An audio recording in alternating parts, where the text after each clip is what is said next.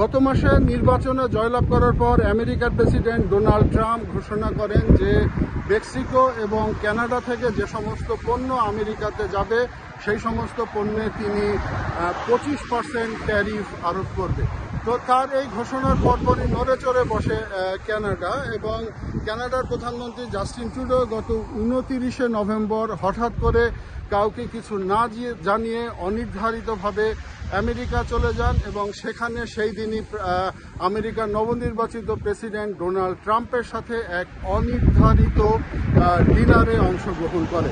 এই খবরটি কানাডার মিডিয়া জানত না এবং কানাডার সরকারের পক্ষ থেকে প্রাইম মিনিস্টার জাস্টিন ট্রুডোর এই সফর সম্বন্ধে কিছুই বলা হয়নি, এবং সেই সফরটি ছিল অত্যন্ত সৌহার্দ্যপূর্ণ পরিবেশের, এবং সেই ডিনারে ডোনাল্ড ট্রাম্প খাওয়ার অর্ডার দেন, এর পাশাপাশি জাস্টিন ট্রুডো খাওয়ার অর্ডার দেন, এবং সেই ডিনারের এক পর্যায়ে ডিনারের ঠিক মাঝামাঝি সময় কানাডার জাতীয় সঙ্গীত বাজানো হয় বলে খবর পাওয়া গিয়েছে, এবং ডোনাল্ড ট্রাম্প ও জাস্টিন ট্রুডো দাঁড়িয়ে সেই জাতীয় সঙ্গীতকে সম্মান জানায়। কিন্তু বিপত্তি বাধে গত দুই দিন আগে আমেরিকার ফক্স নিউজ একটি খবর প্রকাশ করে, এবং সেখানে তারা জানায় যে আমেরিকার নবনির্বাচিত প্রেসিডেন্ট ডোনাল্ড ট্রাম্প তিনি বলেছেন যে কানাডাকে আমেরিকার সাথে এক হয়ে যাওয়ার, এবং কানাডাকে তিনি অনুরোধ করেছেন সেটা যেন কানাডার 51তম প্রদেশ হয়, এবং প্রাইম মিনিস্টার জাস্টিন ট্রুডোকে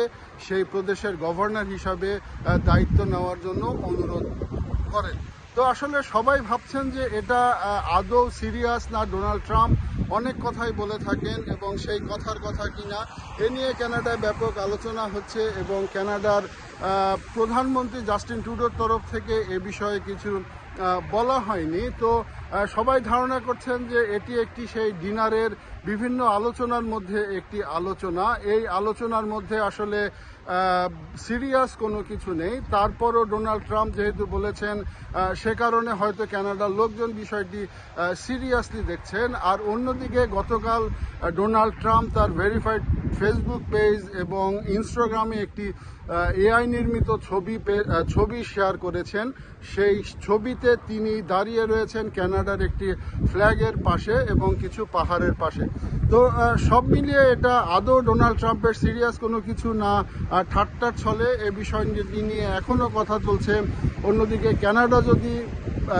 কানাডার পণ্যের জন্য যদি 25% ট্যারিফ বসায়, এবং অন্যদিকে কানাডাও যদি আমেরিকার পণ্যের উপরে ট্যারিফ বসায়, তাহলে কিন্তু দুই দেশের জন্যই সেটা সমান ক্ষতিকর হবে।